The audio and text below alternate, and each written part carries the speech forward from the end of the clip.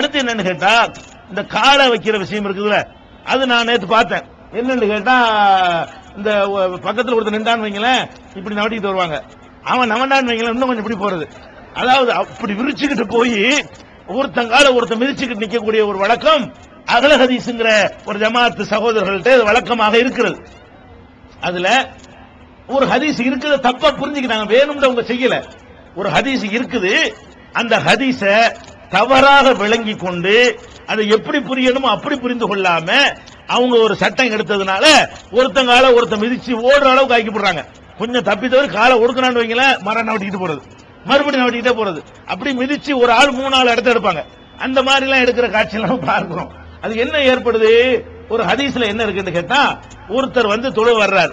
தொழு வரும் பொழுது பாதியன் சதுரகு, அவர் என்ன பண்றாருன்னு கேட்டா, சப்புல நிக்கும் பொழுது இப்படித்தானே நிக்கணும், இப்படி இப்படித்தான் நிக்கணும். இப்படி நிக்காம என்ன செய்யறாருன்னு கேட்டா, ஒரு ஆள் மட்டும் முன்னாடி தள்ளிக்கிட்டு வந்து நிக்கிறார். எப்படி நிக்கிறாரு? இடைவெளியை பத்தி பேச்சு வரலங்க. வரிசையில் நிக்கும் பொழுது இப்படி நிக்கும் பொழுது ஒரு ஆள் மட்டும் இப்படி கொஞ்சம் முன்னாடி வந்து நிக்கிறார். இமாம் நிக்கிற மாதிரி வைங்களேன், இமாம் முன்னாடி நிக்கிறார்ல, அந்த மாதிரி ஒரு ஜான் இப்படி முன்னாடி வந்து நிக்கிறார். அப்ப ரசூல் ஸல்லல்லாஹு அலைஹி வஸல்லம் பாக்குறாங்க, என்னப்பா இது, இப்படி செய்யக்கூடாது, முன்னாடி தள்ளிக்கிட்டு நிக்க கூடாது. சப்புல நின்றா அப்படி ஒரு கோடு கிழிச்சா நேரம் இருக்கணுமே தவிர ஒரு ஆள் மட்டும் இப்படி முன்னாடி வந்து நிக்கிறது, ஒரு ஆள் அப்படி பின்னாடி போய் நிக்கிறது எல்லாம் கூடாது அப்படின்னு சொல்லி அகீமு சுபுவக்கும், உங்கள் சப்புகளை நீங்கள் சீராக்கி கொள்ளுங்கள் அப்படின்னு ரசூலுல்லாஹ் உத்தரவு போட்டாங்க. இதுக்கு பிறகு சஹாபாக்கள் எல்லாம் காலோடு கால், தோளோடு தோள், முட்டுக்காலோடு முட்டுக்கால் இணையும் விதமாக நின்று கொண்டார்கள். இதான் ஹதீஸ் வாசகம். காலோடு கால் மாதிரி என்ன வருது?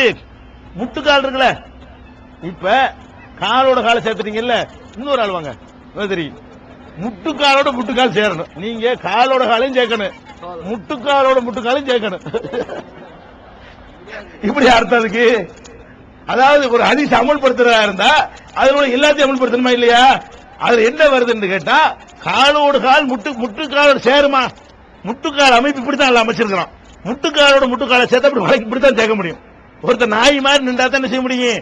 கழுத மாதிரி, கழுத காலை உடைச்சு வச்சிருப்பாங்கல்ல, இப்படி நின்றா தான் முட்டுக்கால் சேருமே தவிர எந்த ஒரு மனுஷனும் காலையும் முட்டுக்காலையும் கொண்டு சேர்க்க இயலுமா? 2 சேர்த்த ஹதீஸ்ல வருது, நீ ஒண்ணு செய்யற. அப்ப அந்த ஹதீஸ்க்கு அந்த அர்த்தம் இல்ல, காலோட கால் சேர்க்கிற அந்த அர்த்தம் இல்ல. என்ன அர்த்தம்? ஒருத்தர் முன்னாடி தள்ளிக்கிட்டு இருந்தார்ல, அதான் ரசூலுல்லாஹ் கண்டிக்கிறாங்க. காலோட கால்னா காலுக்கு நேர கால். இப்ப வந்து நில்லுங்க, இப்படி நிக்கிறாரு, இதான் நடப்பு. இப்ப இவங்க 2 பேரும் இப்படி நிக்கிறாங்க, இவர் இப்படி நிக்கிறாரு. ரசூலுல்லாஹ் என்ன பண்றாங்க? சஃப நேராக்குங்கறாங்க. நேரா போங்க. இப்ப நேரா போனோம்னா காலோடு கால், தோளோட தோள், ஒரு நேர்கோடு. நேர்கோட்டை சொல்லுதே தவிர ஒற்றதை சொல்லல. நல்லா விளங்குதா?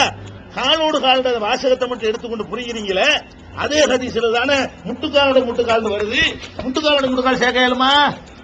அப்ப இந்த அகலதி சகோதரர்கள் வந்து அந்த ஹதீஸ இருக்கிறத புரிந்து கொள்ள வேண்டிய விதத்தில் புரியாம, இல்லன்னா செஞ்சாச்சு காட்டணும். நான் சொல்றேன், ஹதீஸ் நீங்க ஏத்துக்கிட்டீங்கன்னா 100% செஞ்சு காட்டணும். தோளோட தோல் சேரும். நான் கேட்கிறேன், ஒருத்தன் 4 அடி இருப்பான், ஒருத்தன் 6 அடி இருப்பான், தோளோட தோல் எப்படி சேர்றது? அட சமமா தோளோட தோல் சேர்றதா இருந்தா அவன் தோலை வயிற்றுல சேரும். 4 அடிக்காரன் 6 அடிக்காரனுக்கு நின்றான்னு சொன்னா இவன் தோல் யார்கிட்ட இருக்கு? அவன் தோல்ல போய் சேருமா? இவன் தோல் வயிற்றுல தான் சேரும். நேர் கோடுனா சேரும். நேர் கோடுன்னு சொன்னா அவன் தோல் இவன் தோல் ஒரே கோட்டுல வருது, அந்த அர்த்தம். நேர் கோடுங்கிற அர்த்தமே தவிர ஒன்னோட ஒண்ணு ஒட்டுறதுங்கிறது நடக்கவே நடக்காது. 3 நடக்காது. காலோட கால் மட்டும் வசதின்னு பிரிச்சுக்கிறீங்க, தோலோட தோல் ஒட்டி காட்டுங்க பாப்போம். அப்ப என்ன செய்யணும்? குட்டையானவனையா ஒரு சபா பிடிச்சு நிப்பாட்டணும். அது அளவு பார்த்து 4 அடிலாம் வந்து ஃபர்ஸ்ட், 5 அடிலாம் அந்த சமூக வா, 3 அடிலாம் இந்த சமூக வா, அப்பதான் தோலோட தோல் ஒட்டுமா? எப்படி இது? அதனால இது வந்து தப்பா விளங்கிக்கிட்டாங்க. அந்த காலை விரிச்சு வைக்கிற பழக்கத்தை நம்ம நிறுத்த வேண்டும். அது ஒரு மார்க்கத்தை தப்பா புரியுறீங்க. அவன் ஒதுக்கிட்டு போனா கூட போய் மிதிக்கிறீங்கள. அது போல நெருக்கி நிக்கணுங்கிறது மாத்தமா போயிடுது. விரிச்சுக்கிட்டு போனா நெருக்கி நிக்கிறது. நீ ஒடுக்கி நின்றதால இன்னொரு ஆள் நிக்கலாம். சபுல 10 பேர் நிக்கிற சபுல 12 பேர் நிக்கிறதா இருந்தா ஒடுக்கணும். நீ பாட்டுக்கு இப்படி விரிச்சுக்கிட்டு போனீங்கன்னா ஒரு ஆள் 2 ஆள் எடுத்தீங்கன்னா 12 பேர் இருக்கிறது 6 பேர் நிக்கிறான். இதான் நெருக்கி நிக்கிற அளவுகளை நடுவுல செய்தாம போறது பெரிய இடம் விட்டுறாங்க. அதனால காலோட கால் என்பதற்கு அந்த அர்த்தம் கிடையாது. அது சுன்னத்துக்கு மாத்தம். அதுதான் சரின்னு நீங்க நினைத்தால் இதை சேர்த்து செய்யுங்க.